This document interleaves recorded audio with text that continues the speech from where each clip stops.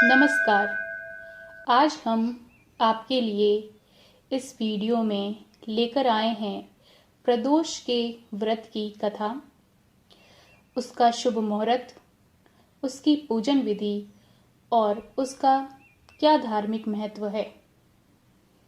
हिंदू धर्म में प्रदोष व्रत जो है वह एक अत्यंत ही महत्वपूर्ण व्रत अनुष्ठान है। चंद्र पखवाड़े के 13वें दिन मनाए जाने वाला यह व्रत भगवान शिव को समर्पित है। प्रदोष शब्द का जो अर्थ है उसका अर्थ है गोधूली काल को यह संदर्भित करता है। गोधूली काल भोर और शाम के आसपास के समय को कहा जाता है, जब सूर्य क्षितिज से नीचे होता है और आकाश आंशिक रूप से प्रकाशित होता है, यानी कि संध्या काल का समय। यह समय पूजा के लिए आदर्श माना जाता है। भक्त जो है वह सूर्योदय से सूर्यास्त तक उपवास करते हैं और शाम की प्रार्थना के बाद ही अपने उपवास को तोड़ते हैं। प्रदोष व्रत रखने से हिंदू धर्म में मान्यता है कि वे आध्यात्मिक विकास, शांति और समृद्धि को प्राप्त करते हैं। यह पवित्र अनुष्ठान भक्तों को भगवान शिव से जुड़ने और उनका आशीर्वाद लेने में मदद करता है। उपवास और प्रार्थना करके भक्त अपने मन और आत्मा की शुद्धि करते हैं।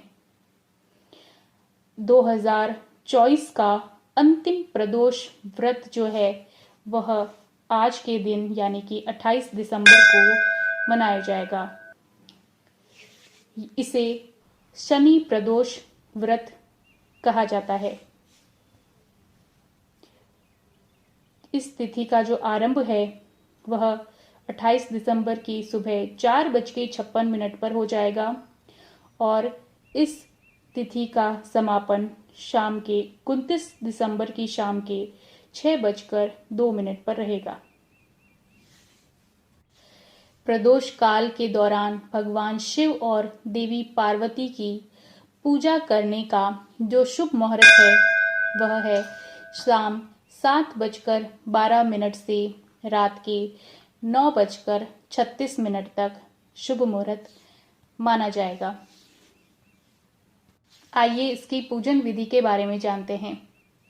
प्रदोष व्रत रखने के लिए भक्त जो है उन्हें सूर्यास्त से पहले स्नान कर अपना व्रत शुरू करना है। वे भगवान शिव, देवी पार्वती, भगवान गणेश और नंदी की पूजा करते हैं।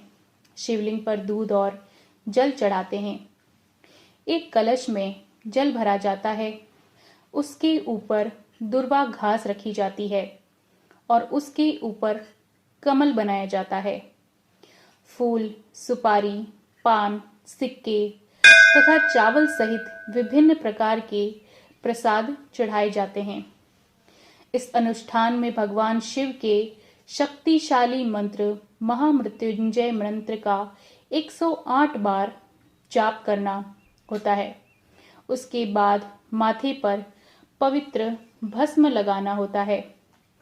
अनुष्ठान का एक महत्वपूर्ण हिस्सा प्रदोष पर एक दिया जलाना है, जिसके बारे में माना जाता है कि इससे देवता प्रसन्न होते हैं और अत्यधिक फलदायी परिणाम प्राप्त होते हैं।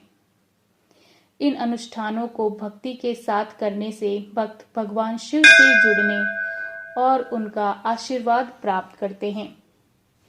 आइए, यह व्रत जो है वह इस प्रदोष की कथा के बिना अधूरा है, तो आइए अब हम कथा शुरू करते हैं। गर्गाचार्य कहते हैं कि हे महामते, आपने शिव शंकर की प्रसन्नता के लिए समस्त प्रदोष व्रतों का वर्णन किया है। अब आप हमें शनि प्रदोष की विधि सुनने की हम इच्छा रखते हैं, तो कृपया करके इसे सुनाइए। तब सूत जी बोलते हैं कि हे ऋषि, निश्चित रूप से आपका शिव पार्वती के चरणों में अत्यंत ही प्रेम है, इसीलिए आज मैं आपको शनि त्रयोदशी व्रत की विधि और उसकी कथा सुनाता हूँ। पौराणिक कथा के अनुसार एक निर्धन ब्राह्मण की स्त्री दरिद्रता से दुखी होकर शांडिल्य ऋषि के पास में जाकर बोलती है कि हे महामुने, मैं अत्यंत ही दुखी हूँ, दुख निवारण का कोई उपाय बताइए। मेरे दोनों पुत्र आपकी शरण में हैं। मेरा ज्येष्ठ पुत्र जिसका नाम धर्म है, जो कि एक राजपुत्र है, और छोटा पुत्र उसका नाम सूचिव्रत है। अतः हम दरिद्र ही हैं, आप ही हमारा उद्धार कर सकते हैं। इतनी बात को सुनकर ऋषि ने शिव प्रदोष व्रत करने को बोलते हैं उन्हें। तीनों प्राणी जो है वह प्रदोष व्रत करने लगे। कुछ समय के बाद में जब प्रदोष व्रत आया, तब तीनों ने व्रत का एक संकल्प लिया। छोटा लड़का जिसका नाम सूचिव्रत था, एक तालाब पर स्नान करने के लिए गया, तो उसे मार्ग में एक सोने के कलश जो है वो धन से भरपूर मिला। उसको लेकर वह घर आया और प्रसन्न होकर माता से कहा कि माँ, यह धन मुझे मार्ग में से प्राप्त हुआ है। माता ने धन को देखकर शिव महिमा का वर्णन किया। राजपुत्र को अपने पास बुलाकर बोली कि देखो पुत्र, यह धन हमें शिव जी की कृपा से प्राप्त हुआ है, इसलिए प्रसाद के रूप में तुम दोनों इसे आधा आधा बांट लो। माँ का वचन सुनकर राजपुत्र ने शिव पार्वती का ध्यान किया और बोला, पूज्य, यह धन आपके पुत्र का है। माँ, इसका अधिकारी मैं नहीं हूँ। मुझे जब शंकर भगवान और माता पार्वती देंगे, मैं तब ही लूंगा। इतना कहकर बड़ा बेटा राजपुत्र शंकर जी की पूजा में लग गया। एक दिन दोनों भाइयों का जो है वह प्रदेश भ्रमण का विचार हुआ। वहां पर उन्होंने अनेक गंधर्व कन्याओं को खेलते हुए देखा।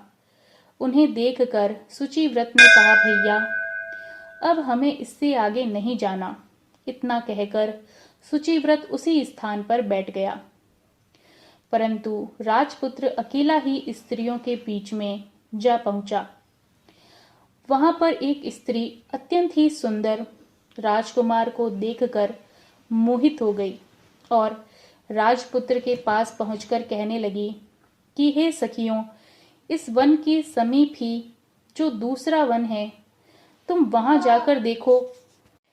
भांति भांति के पुष्प खिले हैं वहां, बड़ा ही सुहावना समय है, जाओ उसकी शोभा देख कर आओ।